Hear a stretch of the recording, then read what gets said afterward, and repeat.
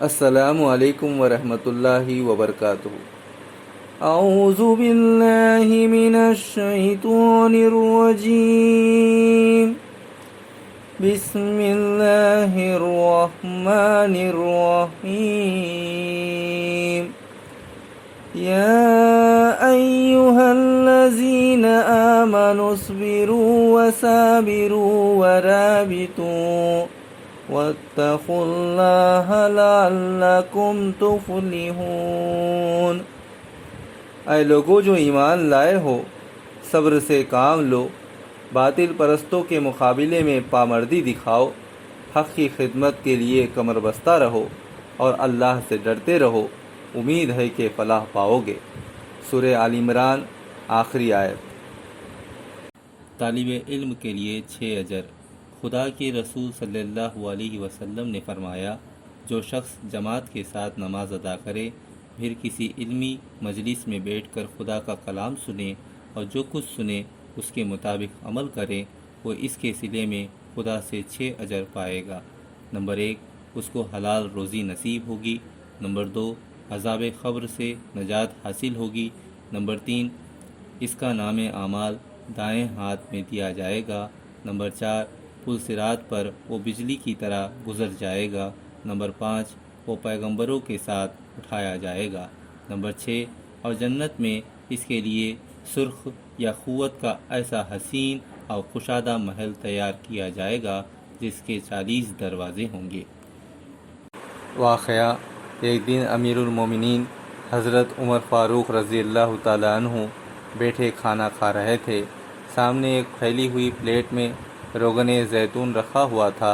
اتنے میں ایک مسافر پر نظر پڑی جو کسی گاؤں سے مدینے میں آیا تھا۔ آپ نے اس کو بھی آواز دی اور اپنے ساتھ کھانے پر بٹھا لیا۔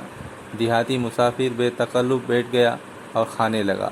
پھیلی ہوئی پلیٹ میں روغن سے روٹی تر کرنے کے لیے وہ پلیٹ میں اپنا نوالا ہر طرف پھیر رہا تھا اور جلدی جلدی حلق سے نوالا اتار رہا تھا۔ امیر المومنین پر مسافر کے اس عمل کا بہت اثر ہوا اور بولے، ایسا معلوم ہوتا ہے کہ قحط سے تم لوگ بھی متاثر ہوئے ہو۔ دیہاتی مسافر کی آنکھوں میں آنسو تیرنے لگے اور بولا، امیر المومنین، جب سے قحط پڑا ہے آج تک میں نے نہ گھی چکھا اور نہ کسی کو کھاتے ہوئے دیکھا۔ اللہ! بے اختیار امیر المومنین نے دل کی گہرائی سے کہا اور 2 موٹے موٹے گرم آنسو ان کی آنکھوں سے ٹپک پڑے۔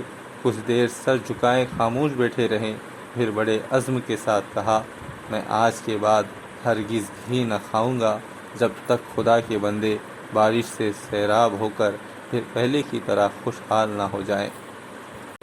تحریک اسلامی کی کتاب سے اقامت دین کی جدوجہد کو صحیح خطوط پر چلانے اور کامیابی کی منزل تک پہنچانے کے لیے ان 5 اوصاف کا ہونا ضروری ہے۔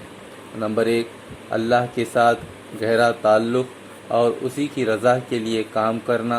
نمبر 2، آخرت کی باز پرس کو یاد رکھنا اور اجر آخرت کے سوا کسی دوسری چیز پر نگاہ نہ رکھنا۔ نمبر 3، حسن اخلاق۔ نمبر 4، صبر۔ نمبر 5، حکمت۔ اچھی اور سچی بات: اپنی زبان کو سلام کرنے کا عادی بنا لو، اس سے دوست بڑھتے ہیں اور دشمن کم ہوتے ہیں۔ ربنا افرغ علینا صبرا وثبت اقدامنا وانصرنا علی القوم الکافرین۔